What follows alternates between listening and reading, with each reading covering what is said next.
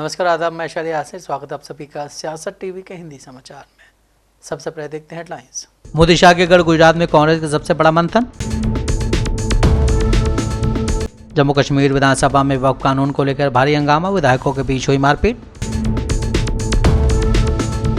कांग्रेस नेता पवन खेड़ा का बड़ा बयान, कहा अमेरिकी टैरिफ पर सबसे बड़ी चिंता प्रधानमंत्री की चुप्पी, लोगों का भरोसा बनाए रखने के लिए देना होगा बयान। वक्फ कानून पर बोले आरएसएस नेता नीतीश कुमार, कहा मुसलमानों को मिलेगी गुलामी से मुक्ति, भारत होगा दंगा मुक्त। दिल्ली में फीस बढ़ाने वाले प्राइवेट स्कूलों की अब नई खैर, किसने कितनी फीस बढ़ाई होगी जांच। संभल हिंसा में पूछताछ के लिए जाने से पहले जियाउर रहमान बर्क बोले, तबीयत खराब होने के बावजूद जा रहा हूं। संभल की शाही जहां मस्जिद का बदल गया नाम, तैयार हुआ नया बोर्ड। अब समाचार विस्तार से। कांग्रेस ने अपने भविष्य की सियासी दशा और दिशा को तय करने के लिए बीजेपी के सबसे मजबूत गढ़ गुजरात को चुना है। कांग्रेस का 2 दिवसीय अधिवेशन गुजरात के अहमदाबाद में आज से शुरू हो गया है। कांग्रेस की देश के 3 राज्यों में सरकार है।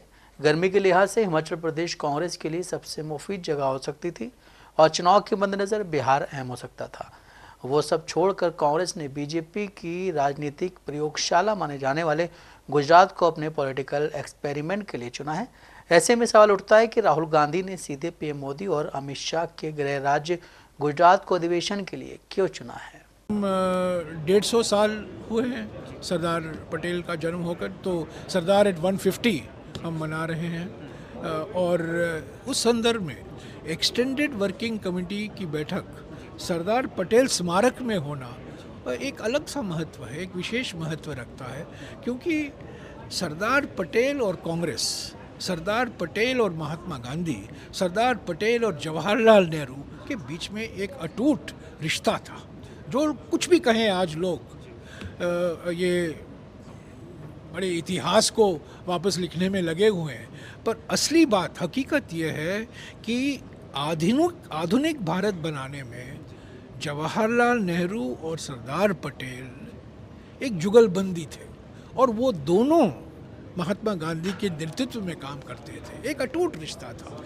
अलग अलग दृष्टिकोण थे, अलग अलग विचार थे, एक विचार कई मुद्दों पर, अलग विचार कई मुद्दों पर हमें कभी नहीं भूलना चाहिए कि जवाहरलाल नेहरू और सरदार पटेल दोनों कांग्रेस के सिपाही थे, महात्मा गांधी के सिपाही थे और एक दूसरे के बीच में अटूट रिश्ता था। सर, इसका नाम जो रखा गया है न्याय पथ, इसका विजन क्या है, इसको समझ। देखिए, राहुल गांधी जी ने भारत जोड़ो न्याय, या पहले भारत जोड़ो यात्रा, बाद में भारत जोड़ो न्याय यात्रा निकाला था, क्योंकि आज लोकतंत्र खतरे में है, संविधान पर आक्रमण हो रहा है और संविधान हमें सामाजिक न्याय, राजनीतिक न्याय, आर्थिक न्याय का रास्ता दिखाता है। तो संविधान को सुरक्षित रखने के लिए, ताकि हमारी जो जनता, हमारी जो 140 करोड़ आबादी है, सबको, हर एक व्यक्ति को, हर एक नागरिक को सामाजिक न्याय, राजनीतिक न्याय और आर्थिक न्याय का जो अधिकार मिला है संविधान से, पूरी तरीके से उनको मिलना चाहिए। यही तो न्याय पथ का माने है। जम्मू कश्मीर विधानसभा में वक्फ कानून को लेकर आज एक बार फिर से भारी हंगामा और नारेबाजी हुई। सदन में विधायकों के बीच इस कानून को लेकर मारपीट और हाथापाई भी हुई। हंगामे के बीच स्पीकर ने सदन की कार्रवाई शुरू होने के कुछ देर बाद के लिए स्थगित कर दी। पीडीपी प्रमुख और जम्मू कश्मीर की पूर्व मुख्यमंत्री महबूबा मुफ्ती ने पार्टी के विधायक का प्रस्ताव एक्स पर साझा करते हुए कहा है कि वक्फ का मुद्दा आस्था से परे है। ये भारत के 24 करोड़ मुसलमानों के अधिकारों, आस्थाओं और सम्मान पर सीधा हमला है। हंगामा हुआ, आपका और सलमान सागर का भी काफी आपस में तू मैं हुई, क्या इशू था? देखिए, मेरी बात सुनिए, हम भी चाहते हैं कि रेजोल्यूशन हो, because J&K is the only Muslim majority province in the entire country. The Muslims of India deserve that a strong message goes from here. लेकिन उसके लिए स्पीकर साहब नहीं मान रहे। स्पीकर साहब को मैंने नहीं रखा है वहां, स्पीकर साहब को नेशनल कॉन्फ्रेंस हॉल ने इलेक्ट किया है।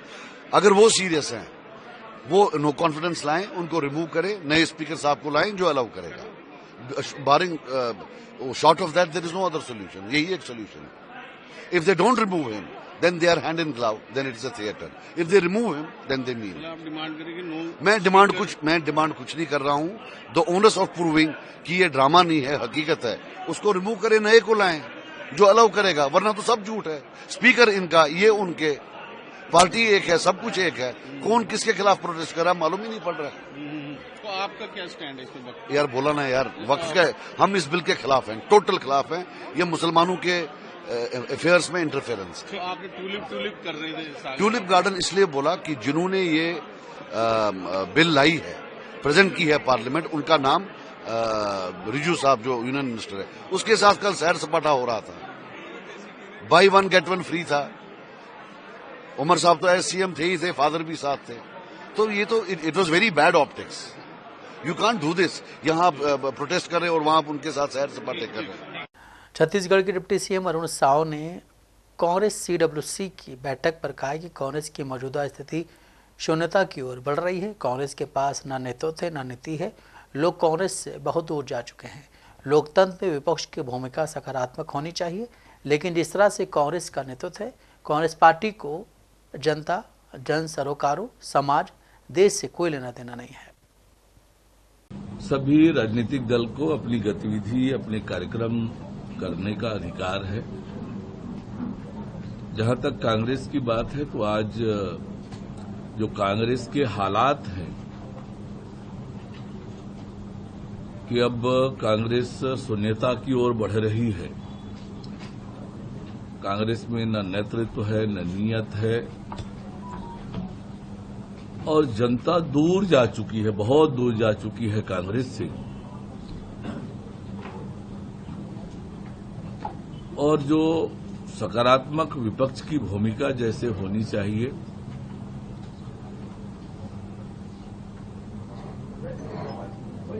लोकतंत्र में सशक्त विपक्ष का, जागरूक विपक्ष का होना जरूरी है. परंतु जिस प्रकार से कांग्रेस का नेतृत्व चल रहा है, कांग्रेस पार्टी तो जनता से दूर जा चुकी है. जन सरोकार, देश और समाज से कोई लेना देना कांग्रेस को है नहीं. अमेरिका द्वारा टैरिफ लगाए जाने पर कांग्रेस नेता पवन खेरा ने कहा है कि सबसे बड़ी चिंता देश के प्रधानमंत्री की चुप्पी है. अमेरिका हमारे देश, हमारे शेयर बाजार, हमारी अर्थव्यवस्था का खुलेआम मजाक उड़ा रहा है और हमारे देश के प्रधानमंत्री चुप हैं. कनाडा, चीन, ताइवान, ब्रिटेन, यूरोपीय संघ सभी ने अपने अपने तरीके से जवाब दिया है या जवाब देने की तैयारी कर रहे हैं.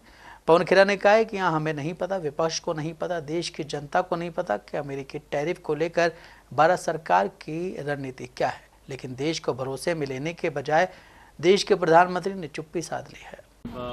यूएस ने टैरिफ लगाए हैं, उसका कई देश तो जवाब दे रहे हैं. हमारे यहाँ चिंता सबसे बड़ी प्रधानमंत्री की चुप्पी से आती है कि आपके साथ, अपने देश के साथ, अपने स्टॉक मार्केट के साथ, अपनी अर्थव्यवस्था के साथ अमेरिका सरेआम मजाक कर रहा है और प्रधानमंत्री चुप है. China, Taiwan, Canada, UK, European union सब ने अपने अपने तरीके से जवाब दिया या जवाब देने की पूरी तैयारी कर रहे हैं. हमारे यहाँ हमें नहीं मालूम, देश के विपक्ष को नहीं मालूम, देश की लोगों को नहीं मालूम कि क्या स्ट्रैटेजी है इससे निपटने की. Pharma sector, agriculture sector, automobile spare part sector, कोई सेक्टर अछूता नहीं रहेगा इन टैरिफ्स. और सर, जिस तरीके से मार्केट क्रैश हो रही है, उसका क्या लोगों ये इसी का प्रभाव है. प्रधानमंत्री को लोगों का विश्वास बनाए रखने के लिए अर्थव्यवस्था पर, स्टॉक मार्केट पे एक स्टेटमेंट देना चाहिए, सबको विश्वास में लेना चाहिए, लेकिन प्रधानमंत्री चुप है. सर, आज कांग्रेस वर्किंग कमेटी की मीटिंग है, क्या कुछ संदेश जो है और क्या कुछ मंत्रणा जो है मुख्य, अब मंत्रणा होने दीजिए, बीच बीच में हम आपसे बात करने भी आएंगे. मंत्रणा ये बहुत ऐतिहासिक होने वाली है, इसके नतीजे भी बहुत ज्यादा ऐतिहासिक होंगे. और गुजरात से क्या संदेश, क्योंकि ये गांधी और सरदार पटेल की धरती है, आप लोग एक बात कह रहे हैं कि गांधी सरदार पटेल की धरती से कुछ नया मैसेज जाएगा. देश में एक निराशा का माहौल है. उस निराशा के माहौल से निपटने के लिए कांग्रेस तैयार है अपनी जिम्मेदारियां लेने के लिए. पंजाब के जालंधर में बीजेपी नेता मनोरंजन कालिया के घर के बाहर धमाका हुआ. पुलिस की एक टीम मौके पर मौजूद हुई और जांच जारी है. जालंधर के डीसीपी मनप्रीत सिंह ने कहा है कि फॉरेंसिक टीम निरीक्षण कर रिपोर्ट देगी. घटना मनोरंजन कालिया के घर के बाहर हुई है. इस पर बीजेपी सांसद डॉक्टर सुधांशु त्रिवेदी ने आज आप सरकार पर निशाना साधते हुए कहा है कि जब से आम आदमी पार्टी पंजाब में सत्ता में आई है। कानून व्यवस्था की स्थिति को लेकर गंभीर चिंताएं जताई गई हैं। पंजाब में आम आदमी पार्टी की सरकार आने के बाद से ही कानून व्यवस्था को लेकर उत्तरोत्तर गहरे प्रश्न खड़े होते जा रहे हैं। आप सबको ध्यान हो कि सरकार आने के चंद दिनों के अंदर ही सिद्धू मूसेवाला की हत्या हुई थी। उसके बाद से जिस प्रकार का अपराधियों और पृथकतावादी तत्वों का प्रभाव बढ़ा है और अपराध और हत्याओं का सिलसिला बढ़ा है, उसमें अभी आपने देखा कुछ दिन पहले ग्रेनेड हमला हुआ। कुछ महीने पहले की बात है कि जब पवित्र स्वर्ण मंदिर के द्वार पर पूर्व उप मुख्यमंत्री सुखबीर सिंह बादल जी के ऊपर हमला हुआ, और अब यह समस्या बहुत खतरनाक रूप धारण करती जा रही है, जबकि हमारे पंजाब में वरिष्ठ नेता, पंजाब में भारतीय जनता पार्टी गठबंधन सरकार में मंत्री रहे और 2007 से 2012 तक विधानसभा में भारतीय जनता पार्टी विधानमंडल दल के नेता रहे श्री मनोरंजन कालिया जी के घर के ऊपर जिस प्रकार का अटैक हुआ है, ये पंजाब की कानून व्यवस्था को साफ इस रूप में दर्शा रहा है कि अब पंजाब की सरकार पंजाब के लिए एक आपदा बन गई है। बहुत आश्चर्य की बात है कि पंजाब विधानसभा में पंजाब के मुख्यमंत्री भगवंत सिंह मान जी ये कहते हैं कि कांग्रेस की मीटिंग में दिल्ली में क्या हो रहा है ये उनको सब पता है। अर्थात उनकी इंटेलिजेंस ये पता लगा सकती है कि दूसरे दलों की मीटिंगों में क्या हो रहा है, परंतु उनकी सरकार के रहते हुए एक इतने बड़े नगर में पार्टी के इतने बड़े नेता के घर के ऊपर। देश भर में नए वक्फ कानून को लेकर सियासत में तेजी हो गई है। केंद्र सरकार और विपक्ष दोनों के बीच इस कानून को लेकर आरोप प्रत्यारोप की राजनीति अपने चरम पर है। इसी बीच वक्फ कानून को लेकर आरएसएस नेता इंद्रेश कुमार ने अपनी प्रतिक्रिया दी है। उन्होंने कहा है कि इस विधेयक के कानून बनने से मुसलमानों को कांग्रेस और एनडीए गठबंधन की गुलामी से मुक्ति मिल जाएगी। वहीं अब इस पर आरजेडी सांसद मनोज झा ने कहा है कि इंद्रेश जी एक सांस्कृतिक संगठन में हैं, वो ऐसी जहरीली राजनीतिक भाषा बोल रहे हैं। पहले बिल पढ़ें, संविधान की प्रस्तावना पढ़ें। उन्होंने चुनौती देते हुए कहा है कि आप एक बहुत बड़े संगठन के बड़े आदमी हैं, आइए किसी सार्वजनिक मंच पर बहस करें। और उन लोगों से छुटकारा दिया जाएगा जो कांग्रेसी है, जो इंडिया अलायंस के लोग हैं, उनसे मुसलमानों को छुटकारा नहीं। तो इंद्रेश जी तो सांस्कृतिक संगठन में है ना, मतलब करेक्ट करिए मुझको। आरएसएस एक सांस्कृतिक संगठन है। इस तरह की जहरीली पॉलिटिकल जुबान बोल रहे हैं इंद्रेश जी। भगवान भगवान भगवान भला करे आपका। पहले बिल पढ़िए, संविधान की प्रस्तावनाओं को पढ़िए इंद्रेश जी। और आप तो बहुत बड़े संघ के बड़े आदमी, मुझ जैसे अदना व्यक्ति से एक बहस कर लीजिए ना सार्वजनिक मंच पे। किस प्रकार हमारे संविधान के मूल चरित्र को आप हनन करने की कोशिश कर रहे हैं। इंद्रेश जी, आप सांस्कृतिक संगठन की संस्कृति को समझिए बस। पिछड़े केंद्र सरकार ने सोमवार को आम आदमी को महंगाई का तगड़ा झटका दिया है। मोदी सरकार ने एलपीजी गैस सिलेंडर के दाम में 50 रुपए का इजाफा कर दिया है। इसके बाद से विपक्ष बीजेपी के नेतृत्व वाली केंद्र सरकार पर हमलावर है। इसी बीच पंजाब के वित्त मंत्री और आम आदमी पार्टी नेता हरपाल सिंह चीमा ने मोदी सरकार पर निशाना साधा है। चीमा ने कहा है कि जब से देश में बीजेपी की सरकार आई है, तब से चाहे गैस सिलेंडर हो या और घरेलू चीज़ें हों, उनके दाम लगातार बढ़ रहे हैं। महंगाई की इस मार से आम लोग पिस रहे हैं। बीजेपी लगातार बड़े कॉरपोरेट्स हाउस को फायदा पहुंचाने के लिए ऐसे कदम उठा रही है। देखिए, जब से देश में भारतीय जनता पार्टी की सरकार आई है, तो चाहे गैस सिलेंडर के रेट हों, चाहे और घरेलू वस्तुओं के रेट हों, लगातार बढ़ रहे हैं। और देश के, मैं समझता हूं, सरकार ने महंगाई की मार से लोग, जो आम लोग हैं, वो बहुत पिस रहे हैं। भारतीय जनता पार्टी लगातार बड़े बड़े कारपोरेट हाउसेस को फायदा पहुंचाने के लिए ऐसे कदम उठा रही है। अपने खास आदमियों को फायदा पहुंचाने के लिए आम लोगों पे ऊपर वजन डाल रही है। तो मैं समझता हूं देश के आम लोग जो हैं, वो उनका जीना बहुत बुरा हाल हो चुका है।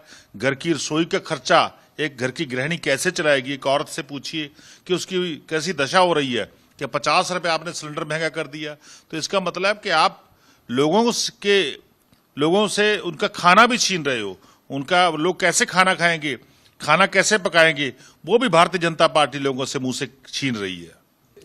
देखिए, एक रसोई के ऊपर, एक गृहिणी के ऊपर ये बहुत बड़ा असर है। मैं समझता हूं पहले ही गांव की जो आर्थिक हालात हैं, औरतों के हालात, आर्थिक हालात है पहले ही बेहतर नहीं है। पहले ही देश में बहुत महंगाई की मार हो चुकी है। तो मैं समझता हूँ इससे और बोझ बढ़ेगा और आम नागरिक का जीना इस देश में बेहाल हो रहा है। बल्कि जो बड़ी बड़ी कारपोरेट कंपनियां हैं वो ऐशप्रस्ती कर रही हैं, वो देश को लूट रही हैं क्योंकि भारतीय जनता पार्टी के साथ उनकी दोस्ती है। और दूसरी तरफ आम लोग जो हैं वो उनका जीना बहुत मुश्किल हो गया है। देखिए, चाहे उज्ज्वल की योजना हो, चाहे जो मर्जी हो, पहले भारतीय जनता पार्टी लोगों को फंसाती है, बाद में उनके ऊपर रेट बढ़ाती है, बाद में उनके ऊपर बार करती है, उनको खत्म करने का यत्न करती है, क्योंकि एक डिजाइन है। दिल्ली में प्राइवेट स्कूलों की फीस बढ़ोतरी पर सरकार नकेल कसने की तैयारी में है। शिक्षा मंत्री ने कहा है कि एसडीएम के नेतृत्व में एक जांच कमेटी बनाई गई है जो प्राइवेट स्कूलों का ऑडिट करेगी। पिछली सरकारों पर आरोप लगाते हुए आशीष सूद ने कहा है कि 10 सालों में दिल्ली के कई नामी स्कूलों ने अपनी फीस में बेतहाशा बढ़ोतरी की और फिर उन पर कार्रवाई क्यों नहीं हुई। दिल्ली सरकार ने अब डीपीएस द्वारका के खिलाफ भी जाँच करने की बात कही है। हम अपने विधायकों की शिकायत पर जहां बिल्डिंग में या शिक्षा व्यवस्था में कुछ कमी है हम उसे विजिट कर रहे हैं। रवि नेगी जी हमारे यहाँ के सम्मानीय विधायक हैं। उन्होंने यहाँ पर कुछ बहुत समय से खतरनाक घोषित कमरों का जिक्र किया था, जिसको देखने के लिए मैं आया हूँ। रवि भाई हमारे बहुत क्षेत्र में सक्रिय विधायक हैं, बहुत समय से रुके हुए काम को प्रति वो चिंतित हैं। ये खतरनाक घोषित बिल्डिंग में अभी भी आना जाना है, ऐसा नहीं होता ना, एक कमरा खतरनाक है, अगर वहाँ कुछ हादसा हो तो आसपास की कंस्ट्रक्शन पर भी उसका असर होता है।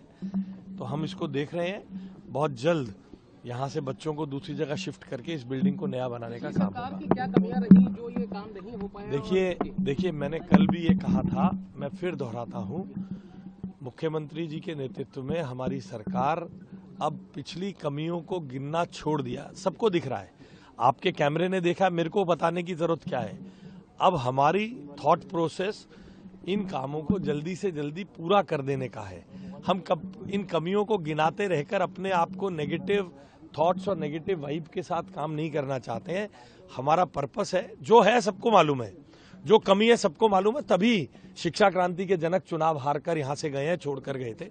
इसलिए हम अब इस मड स्लिंगिंग में नहीं पड़ेंगे। और आप भी अपना खबर बनाने के लिए जबरदस्ती ऐसे सवाल हमसे मत पूछा कीजिए। संभल से समाजवादी पार्टी के सांसद जियाउर रहमान बर्क आज संभल हिंसा मामले में एसआईटी टीम के सामने पेश हुए। एसआईटी के समक्ष जाने से पहले संभल सांसद ने एक प्रेस कॉन्फ्रेंस की। इस दौरान उन्होंने कहा है कि मैं कानून और संविधान में विश्वास रखता हूं, मुझे न्यायपालिका पर भरोसा है। आज मेरी तबीयत ठीक नहीं है, मेरे डॉक्टर्स ने मुझे आराम करने की सलाह दी है, लेकिन इसके बावजूद मैं वहां जा रहा हूं ताकि पुलिस प्रशासन को ये ना लगे कि मैं जांच में सहयोग नहीं कर पा रहा हूं। तो इसने भी किया था और जो इसमें सहयोग के लिए भी कहा था, क्योंकि मैं भारत का नागरिक हूं और सांसद भी हूं, इसलिए मेरी जिम्मेदारी है कानून व्यवस्था पर, संविधान पर मैं विश्वास रखता हूं और उसके साथ साथ माननीय न्यायपालिका पर मुझे पूरा यकीन है। मेरी इत्तेफाक से आज मेरा स्वास्थ्य ठीक नहीं था, लेकिन मेरे डॉक्टर ने मुझे बताया भी था रेस्ट के लिए, लेकिन उसके बावजूद मैं इसलिए और जा रहा हूं कि किसी वजह से पुलिस प्रशासनिक अधिकारियों को ये नहीं लगे कि मैं विवेचना में सहयोग नहीं कर रहा। और खास तौर से आपके मीडिया कर्मियों के जो मेरे भाई हैं, जो पहले मीडिया ट्रायल कर देते हैं, उससे पहले कि देखिए विवेचना से बचने के लिए कोई बहाना कर दिया, लेकिन इस समय मैं तबीयत ठीक नहीं होने के बावजूद जानबूझ करके जा रहा हूं कि जिससे कि कोई गलतफहमी मीडिया वालों की तरफ से नहीं दिखाई जा सके और ना ही दूसरी तरफ से कहीं जा सके। और मैं जा रहा हूं, मुझे कोई कुछ नहीं है, मैं पहले भी कह चुका हूं, जो भी है मैं तो पूरी तरह से सहयोग करने के लिए तैयार हूं और सहयोग करूंगा। मैं इस, और जाहिर सी बात है मैं कोई आम नागरिक होने के साथ सांसद भी हूं, तो मेरी जिम्मेदारी बनती है और उसके साथ साथ पुलिस प्रशासन की भी जिम्मेदारी बनती है हर चीज को सही तरह से करने की। आरएसएस प्रमुख मोहन भागवत मिशन यूपी पर हैं। काशी से वो आज लखनऊ पहुंचे। लखनऊ में वो बुद्धिजीवियों और संघ के निष्क्रिय हो चुके प्रचारकों से मिलेंगे ताकि उनको दोबारा संघ से जोड़ा जा सके। आरएसएस प्रमुख ने लखनऊ में संघ के दफ्तर भारतीय भवन में संघ के शताब्दी वर्ष की तैयारियों पर मंथन किया, जिससे शाखा को हर घर और मोहल्ले तक पहुंचाने का लक्ष्य पूरा किया जा सके। साथ ही आपको बता दें कि मोहन भागवत एक हफ्ते से यूपी के दौरे पर हैं। आज वो वाराणसी से लखनऊ पहुंचे और यहां से लखीमपुर खीरी के लिए रवाना हुए। संघ प्रमुख मोहन भागवत ने मन ठीक पहले के तहत लखनऊ में ऐसे प्रचारकों से संवाद किया जो पिछले कुछ साल से निष्क्रिय हैं। संघ नेतृत्व मानता है कि इन कार्यकर्ताओं को दोबारा सक्रिय करना शताब्दी वर्ष की सफलता के लिए जरूरी है, जिससे पुराने और अनुभवी स्वयंसेवकों को दोबारा संगठन में जोड़ा जा सके। साथ ही आपको बता दें कि भागवत आज ट्रेन से लखनऊ पहुंचे और यहां से वो भारतीय भवन के लिए रवाना हुए। इस दौरान उनके साथ प्रांत प्रचारक से लेकर तमाम वरिष्ठ संघ के पदाधिकारी मौजूद रहे। लखनऊ में संवाद के बाद मोहन भागवत लखीमपुर खीरी के लिए रवाना हो गए, जहां पर वो कबीर धाम में सत्संग सम्मेलन में मुख्य अतिथि के रूप में शामिल होंगे। आरएसएस इस साल अपनी स्थापना का शताब्दी वर्ष पूरा कर रहा है। इसे लेकर पूरे देश में तरह तरह के कार्यक्रम आयोजित हो रहे हैं। इसी बीच सरसंघचालक मोहन भागवत वाराणसी और मिर्जापुर में प्रवास के बाद आज लखनऊ पहुंचे। उत्तर प्रदेश की संभल की शाही जामा मस्जिद एक बार फिर चर्चा में आ गई है। इस बार कोई विवाद या बयान नहीं, बल्कि एएसआई की तरफ से भेजे गए एक नए साइन बोर्ड को लेकर है, जिसमें मस्जिद को उसके सामान्य नाम शाही जामा मस्जिद के बजाय जुमा मस्जिद लिखा गया है। ऐसा माना जा रहा है कि जल्द ही ये साइन बोर्ड मस्जिद पर लगाया जाएगा। एएसआई ने दस्तावेजों में जामा मस्जिद का नाम जुमा मस्जिद बताया। एएसआई का दावा है कि नया साइन बोर्ड उनके रिकॉर्ड में दर्ज नाम के मुताबिक है। ये मस्जिद पहले भी विवादों में रही है, जिसमें एक याचिका में इसके हिंदू मंदिर होने का दावा किया गया था। पिछले साल हुए सर्वे के दौरान भी हिंसा हुई थी। एएसआई के वकील ने बताया कि मस्जिद के बाहर पहले एएसआई का एक बोर्ड लगाया गया था, लेकिन कथित तौर पर कुछ लोगों ने इसे हटाकर इसकी जगह शाही जामा मस्जिद लिखा हुआ बोर्ड लगा दिया। नया बोर्ड एएसआई के दस्तावेजों में दर्ज नाम जुमा मस्जिद के मुताबिक जारी किया गया है। शर्मा ने कहा है कि मस्जिद परिसर के अंदर पहले से ही इसी नाम का एक नीला एएसआई बोर्ड मौजूद है। संभल की जामा मस्जिद का नाता विवादों से रहा है। इसको लेकर दावा किया जा रहा है कि ये प्राचीन हिंदू मंदिर का स्थल था। पिछले साल 24 नवंबर को सर्वे के दौरान संभल के कोटगरवी इलाके में हिंसा भड़क उठी, जिसमें 4 लोगों की मौत हो गई थी, जबकि कई अन्य लोग घायल हुए थे। इलाके में शांति बहाली के लिए पुलिस को कई दिनों तक इंटरनेट बंद और कर्फ्यू लगाना पड़ा था। नए नाम के बोर्ड को लेकर हो सकता है कि विरोध देखने को मिले। हालांकि अब तक इस बारे में किसी ने कोई आपत्ति नहीं जताई है।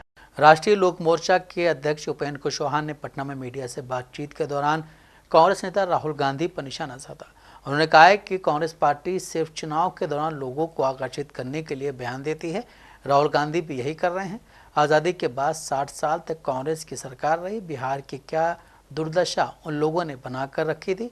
आरजेडी के साथ मिलकर उन्होंने बिहार में सरकार बनाई। उन्होंने क्या दुर्दशा कर रखी थी, ये बात किसी से छुपी हुई नहीं है। यात्रा में भी शामिल हुए हैं। जहाँ जहाँ उनकी सरकार है वहाँ जाकर नौकरी देना। कांग्रेस पार्टी चुनाव के समय सिर्फ लोगों को अपने तरफ आकर्षित करने के मकसद से बयान देती। राहुल गांधी जी भी यही कर रहे हैं। आजादी के बाद तो 60 साल तक उन्हीं की सरकार रही और बिहार की क्या दुर्दशा उन लोगों ने बनाकर रखी थी और जिसके साथ बाद में मिलकर उन लोगों ने बिहार में सरकार बनाई, उन्होंने क्या दुर्दशा कर रखी थी, यह बात किसी से छुपी हुई है क्या? तो आज आए हैं लोगों को आकर्षित करने के लिए, दिग्भ्रमित करने के लिए बयान देने के लिए। संविधान सुरक्षा सम्मेलन भी किया है उन्होंने।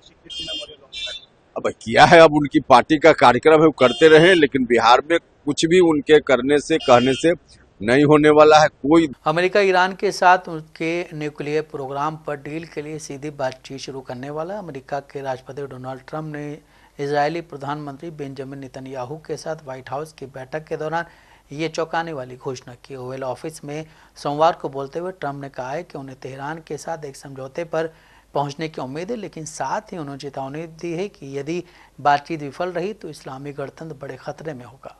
ट्रंप के बोलने के कुछ घंटों बाद ही तेहरान ने पुष्टि की कि ओमान में शनिवार को अमेरिका के साथ ये चर्चा होनी है, लेकिन जोर देकर कहा गया कि सीधी बातचीत की जगह ये अप्रत्यक्ष वार्ता होगी। ईरान के विदेश मंत्री ने सोशल मीडिया प्लेटफॉर्म एक्स पर कहा है कि ईरान और अमेरिका अप्रत्यक्ष उच्च स्तरीय वार्ता के लिए शनिवार को ओमान में मिलेंगे। ट्रंप ने ओवल ऑफिस में बैठक के बाद रिपोर्टर से कहा था कि हम ईरानियों से निपट रहे हैं। हमारी शनिवार को एक बहुत ही बड़ी बैठक है और हम उनसे सीधे निपट रहे हैं। ट्रंप ने ये नहीं बताया कि बातचीत कहाँ होगी, लेकिन उन्होंने जोर देकर कहा है कि इसमें सरोगेट्स को शामिल नहीं किया जाएगा और ये लगभग उच्चतम स्तर पर होगी। गौरतलब है कि अमेरिकी राष्ट्रपति ने 2018 में अपने पहले राष्ट्रपति कार्यकाल के दौरान ईरान के साथ ऐसे डील से हाथ खींच लिया था। अमेरिका ने बराक ओबामा के कार्यकाल में ईरान से न्यूक्लियर प्रोग्राम को लेकर एक डील पर साइन किया था, जिसे ज्वाइंट कम्प्रिहेंसिव एक्शन प्लान के रूप में जाना जाता है। उस डील के मुताबिक ईरान को अपनी यूरेनियम संवर्धन गतिविधियों पर रोक लगानी थी और बदले में उसे अमेरिकी प्रतिबंधों से राहत मिली थी। ट्रंप ने डील खारिज करके अधिकतम दबाव की नीति का सहारा लिया, जिसने आर्थिक प्रतिबंधों को कड़ा कर दिया है। हिंदी समाचार यहीं समाप्त होता है। मुझे दें इजाजत। बाकी खबरों के लिए अपने रहें सियासत टीवी के साथ।